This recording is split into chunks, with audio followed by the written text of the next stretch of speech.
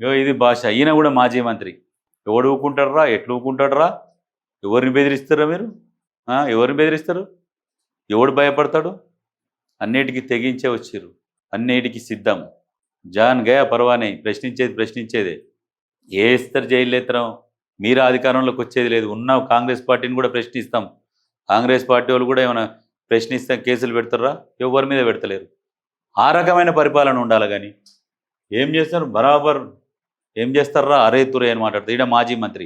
ఈయన గత చరిత్ర తీసుకుంటే ఉద్యమం సమయంలో సూర్యాపేట ప్రజలకు ఈయన ఎవరో తెలియదు.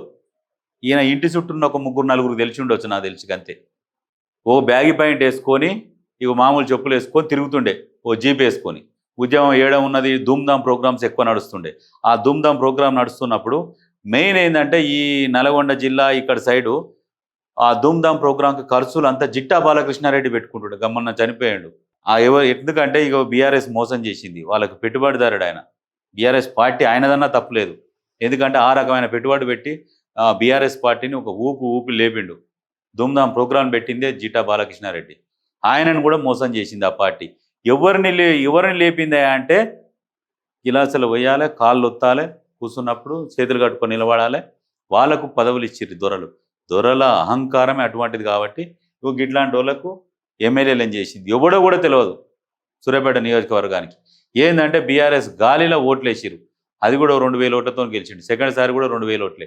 ఆ సెకండ్ సారి కూడా గెలవకపోవు. కానీ ఈయన అనుచరుడు అని చెప్పేసి వట్టె జానయ్య వచ్చి పోటీ చేసి ఈయన వ్యతిరేక ఓట్లన్నీ వట్టె జానయ్య వేయించుకున్నాడు.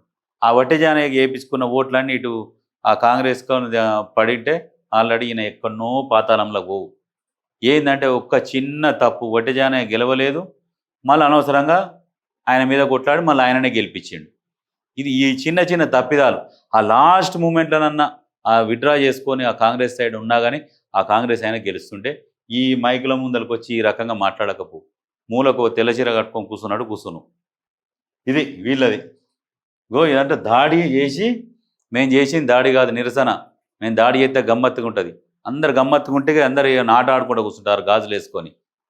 ఉల్టా దాడి ఉంటుంది, తెలుస్తుంది కదా మీకు. దమ్ముంటే నువ్వు దాడి చేయి జయసిరెడ్డి. నీకు దమ్ముంటే నువ్వు దాడి చేయి, నీకు తెలుస్తుంది. అమ్మ భూమి 3 ఫీట్ల నుండి భారీ డైలాగులు కొట్టుడు కాదు. నువ్వు దాడి చేయి, తెలుస్తుంది నీకు.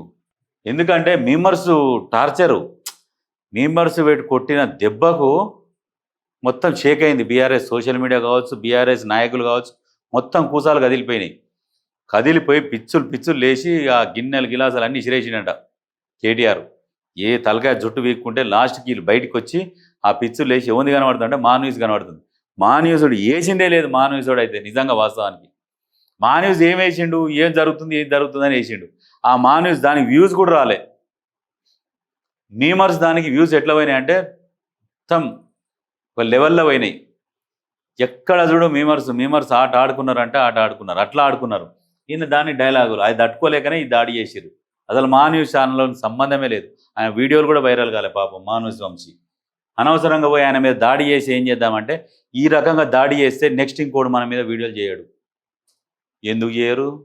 తెలంగాణ వాళ్ళు ఏం తింటారు?